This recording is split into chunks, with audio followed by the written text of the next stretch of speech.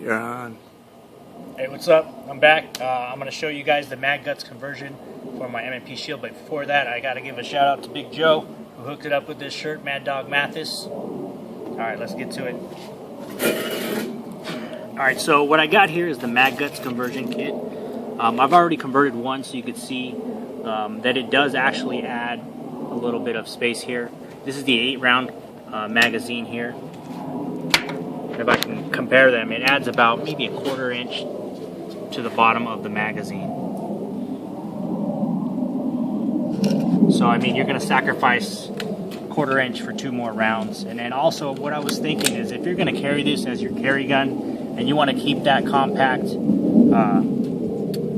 gun in its original form, I wouldn't convert the 7-round magazine, so you can keep it small as you want. That's going to be your preference, because it is going to make this magazine protrude about a 1/4 inch more.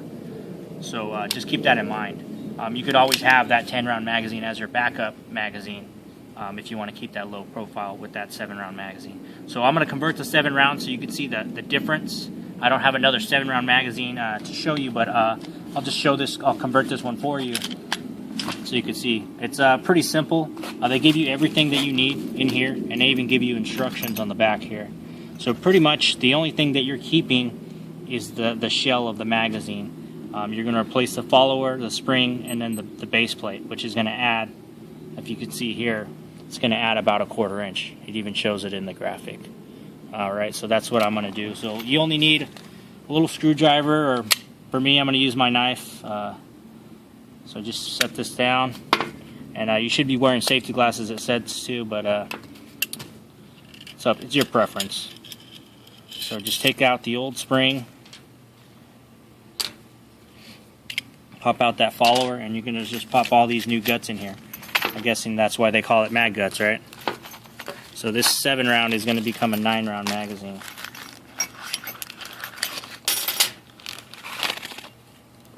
Alright, when you're doing this, you got to make sure the spring is oriented the correct way. So if the magazine's this way, this open end should be facing that way there. And then this little base plate gets tricky. I'll go through that once I get to that. So first thing I'm going to do is throw my follower in there. It's going to sit in there just like this. So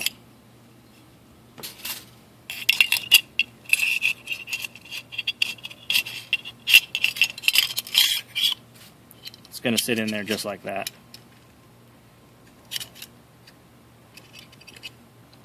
Throw my spring in there.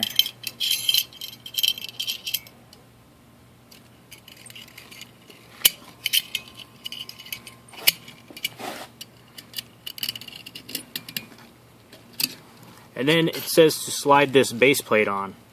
So you're going to slide the base plate on, not all the way, just about 3/4 of the way. There's little grooves in here where the base plate will slide. So line up those grooves about 3/4 of the way. Push that spring in there. And then this piece here, it's a little tricky. There's a lip here. See this little rounded lip? That's our little emblem. That emblem is going to be sitting on the outside. It will go sit on the inside, but you want it to sit on the outside. And this will lock the magazine into place there with that little stud. So this slides in there like that, like so. And there it is. Pretty simple. You just need a little screwdriver. And then I brought some rounds here so I could show you that it does now hold 9, since this is a 7-round magazine. So it added, if you look there, it added about 1/4 inch to that 7-round magazine. So just keep that in mind.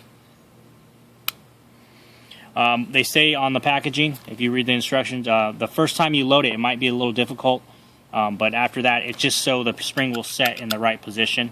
So after that, it should be fine. Alright, let's do this. Got my loader here. That's 1, 2, 3, 4, 5, 6, 7, 8, and 9. It's the 9th round. So now this 7-round magazine holds 9. I might put a little +2 here with a Sharpie or something, but see how that sits in the weapon. See, you lost that flushness when you converted the 7 to 9.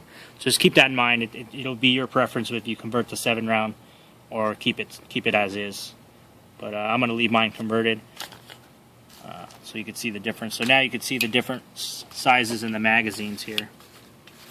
So that 7-round becomes a 9-round. This is the stock 8-round magazine. I bought an extra 8-round magazine and I converted that one. So just so you could see the comparison of the 3. If I had another 7-round magazine, you could really see, how much it's going to protrude from the weapon. That's about it. It's the same process for the 8-round magazine, exact same thing. And you can see that one. See how that one sits? That's the 8-round that turns into 10. I'll load that one up real quick so you can check that out.